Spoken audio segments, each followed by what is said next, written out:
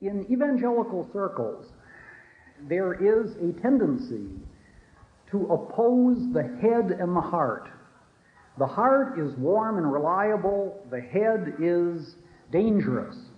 Thinking is dangerous. Feeling is good. There is an equal tendency to emphasize Bible study rather than emphasizing the sort of thing that Professor Rosenblatt was dealing with this last hour, doctrine. And of course, along with doctrine comes apologetics, the defense of the faith. So doctrine and apologetics tend to be looked at as cerebral and therefore suspect, while Bible study is regarded as warm, devotional, and the sort of thing that a Christian ought to be doing. I decided in this mini-course, therefore, to deal with that false dichotomy. We are going to be talking about the defense of the faith in the Gospel of John.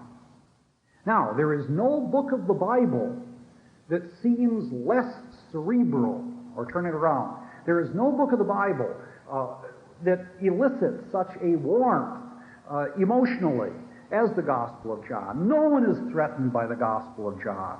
If the course dealt with the book of Hebrews, let us say, people would feel uncomfy. But no one feels uncomfy where the Gospel of John is concerned. If there's one Bible verse you know of all Bible verses, it's certainly John 3:16.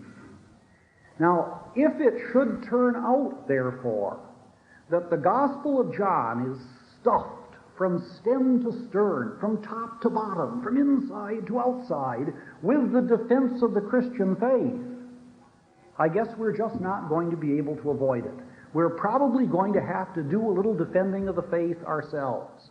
We might even have to use the Gospel of John differently from the way we usually employ it. How do we usually employ it? We employ it in our closet. There we are in our closet with the Gospel of John, and we are weeping over the text and getting all worked up, and then as soon as we finish doing that, we go out and we ignore non-Christians whom we meet. If I'm right that the Gospel of John is replete with apologetics, replete with the defense of the faith, then it seems to me the Apostle John will be pushing us out into the marketplace, where we'll be meeting a secular man and presenting an informed gospel with the defense of it to him. Of the books that are back on the book table, there is one that contains an essay that you may well want to read in connection with this course. The book is entitled The Suicide of Christian Theology. And in this book, beginning on page 428, there is an essay entitled The Fourth Gospel, Yesterday and Today. And that would serve as the closest thing to a text relating to a course like this. And I should also emphasize that the other materials, this and the other materials on the book table of all things, are available for a 5% discount. That is a trivial discount, an almost absurdly small discount. But these days, with rapidly increasing book prices, one has to be thankful for small favors. And I would certainly suggest that you at least take a look at that particular essay. There'll be other references given in the course of the 5 weeks, and you can certainly follow those out if you'd like to. Most of the materials that I mention, even if they're not in print, can be used at Christian institutional libraries such as Biola University in La Mirada. Now you say, what are you doing, JWM, teaching a course that is really an exegesis course?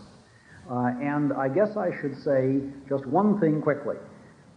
You will not believe this, no doubt, since most of my work has been in the area of apologetics, but way back before the flood, in the antediluvian period, I took a Master of Sacred Theology in New Testament, and I have taught Greek till it came out of my ears. Greek is a very, very favorite subject of mine, and I enjoy doing exegesis, though I've not had the opportunity in recent years.